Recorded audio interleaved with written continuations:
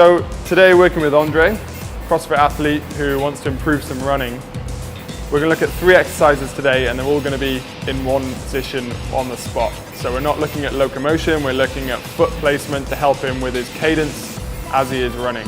So he's just done a warm up on the woodway and now we're going to go into his first exercise, which is something that we know he can do, he's very good at, but it's going to teach him about thinking about where he's placing his foot, and then we're going to transfer that back into 2 running drills. So skipping. So we're just going to go for singles. Okay. So obviously Dre, being a CrossFit athlete, he's going to be good at these, he can do these all day. What I'm going to get him to think about is where his feet are landing under his hips. So when he's running, we want a similar pattern of landing. We don't want the foot striking out too far in front because that is a braking force. So this is just reiterating to Dre where the feet are landing and what it feels like to have the feet landing underneath the hips. So we're going to get him to do 10 more rounds.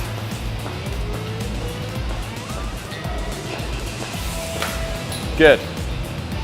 So we go through that another 3 times.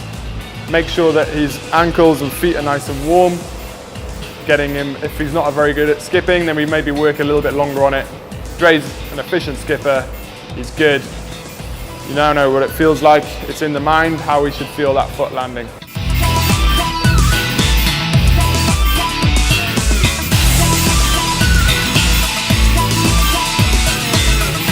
So the next drill, again, we're staying in one place. We're not moving into locomotion yet this week. We're looking at how the foot is landing and what it's doing during the recovery phase. So we've got Dre in a position here where he's leaning up against the pillar, one hand forward, and this is about the position that Dre's going to be running in. If you slow down a running technique, someone's leaning forward. Again, if we're leaning backwards or upright, we're in a braking force and we're not running efficiently. So what we're going to get Dre to do is a single leg pull. So we're looking for a figure 4 position, so we're going to get that ankle back underneath the hips here, okay? And then he's going to touch and come back up as quickly as he can. So we're teaching him, just like skipping, bouncing off the floor, what that feels like and where the foot is landing during the skill. So he's going to do 5 more on this leg, and I want to see it quicker. Okay, good, and then we're going to switch over. That's it. So just in front, next to the toe there. Good.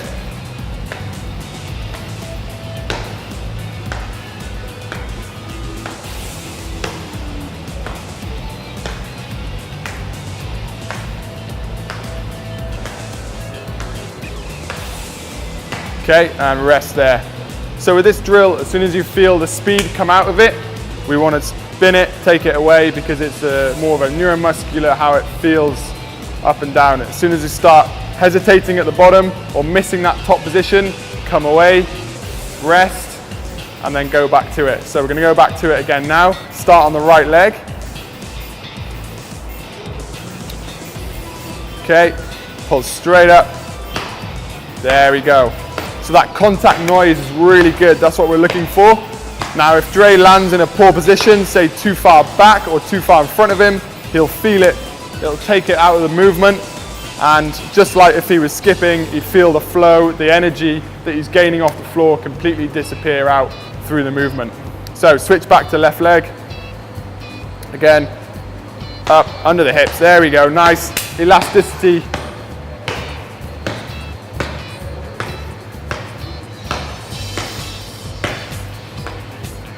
And it's gone, and we pull it out.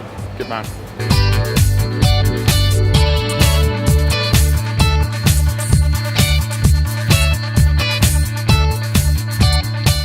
Final exercise we're doing today is about teaching Dre to stick a landing, and we're putting the last drill just to step on forward. So on the last one, he could control his leg coming up and down. There's one position, one leg to worry about. Now we're going to add in 2 legs. So he's going to go down, touch, and back to his start position. feel that sound is gone, so we want to hit the floor a bit harder. There we go.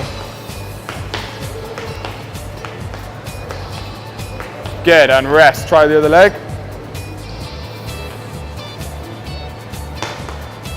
There.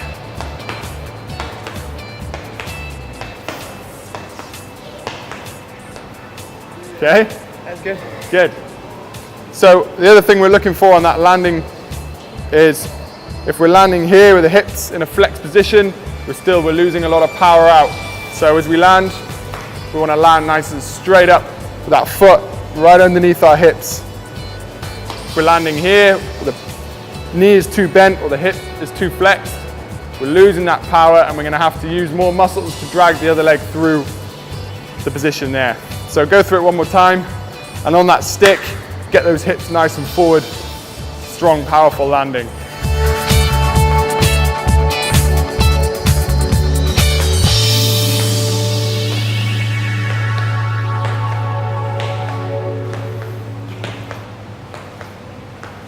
Okay, switch.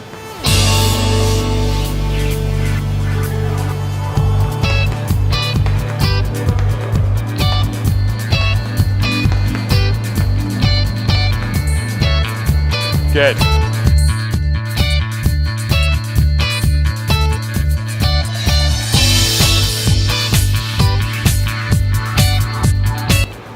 Obviously, another advance to this exercise will be using without the pillar, so taking out the balance.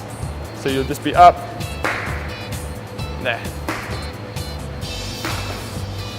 Okay, so let's give that a go for our last one.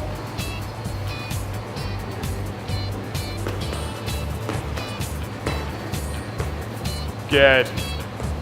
Okay, switch over. Yeah.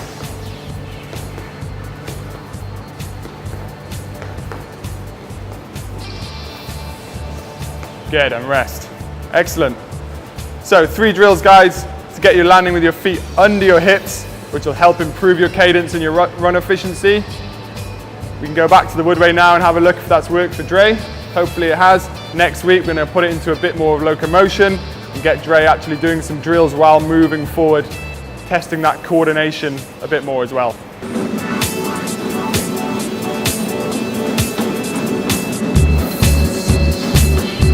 Great work. So your turnover is much better. You're taller. Nice and tall.